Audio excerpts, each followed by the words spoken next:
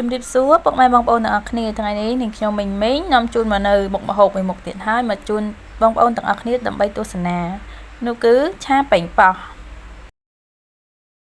ក្នុងការឆាប៉េងប៉ោះថ្ងៃនេះផងដែរនាងខ្ញុំជ្រើសយកប៉េងប៉ោះចំនួនកន្លះគីឡូហើយសភាពប៉េងប៉ោះនោះគឺយើងយកវាទុំសកៀលល្មមមិនយកទុំពេកឬក៏មិនខ្ចីពេកផងដែរ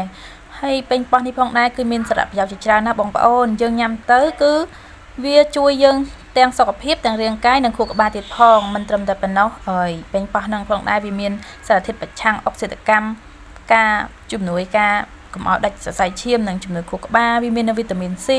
ជាច្រើនទៀតបើយើងញ៉ាំកាន់តែច្រើនគឺកាន់តែល្អហើយប៉េងប៉ោះយើងត្រូវការជ្រើសរើសយកមិនខ្ចីពេកមិនទុំពេកគឺវាដើម្បីឆាទៅគឺវាឆ្ងាញ់វាអត់រលួយពេកឬក៏វារឹងពេកចឹងណាបងប្អូន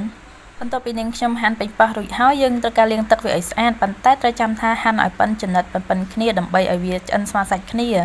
បន្តមកទៀតយើងក៏ចាប់ដើមហាន់ជីវ៉ាន់ស៊ុយនិងកញ្ច្រាំខ្ទឹមក៏ដូចជាស្លឹកខ្ទឹមដើម្បីទុកដាក់នៅពេលក្រោយពួកជីវ៉ាន់ស៊ុយនេះបើយើងអត់មានយើងដាក់តែស្លឹកខ្ទឹមក៏បានដែរបងប្អូនក៏ប៉ុន្តែបើយើងដាក់ទៅវាបង្កើននូវរសជាតិឈ្ងុយឆ្ងាញ់និងសោភ័ណភាពរបស់ម្ហូបយើងផងដែរ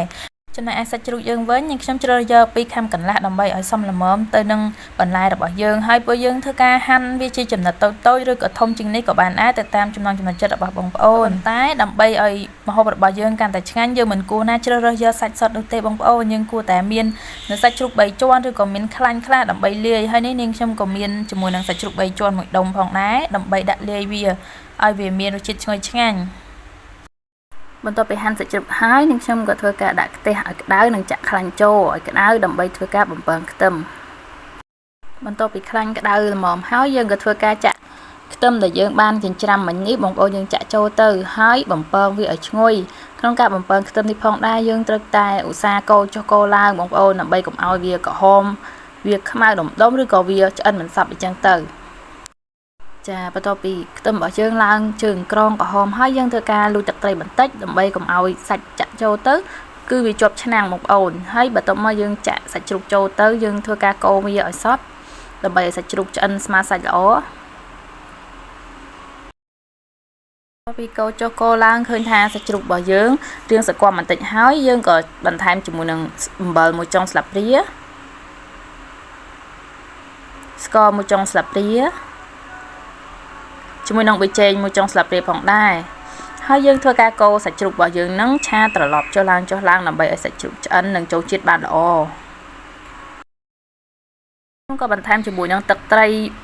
ខ្ទង់1ចុងស្លាបព្រាផងដែរបងប្អូនដើម្បីឲ្យរសជាតិរបស់វាកាន់តែមុតល្អ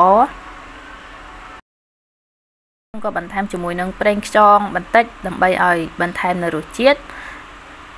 បន្តមកខ្ញុំក៏ធ្វើការកូរឆានឹងត្រឡប់ម្ដងទៀតប៉ុន្តែក្នុងពេលនេះផងដែរបងប្អូនបន្ថយភ្លើងបន្តិចដើម្បីកុំឲ្យសាច់របស់យើងនឹងវាខ្លោចឬក៏វាឆ្អិនលឿនពេក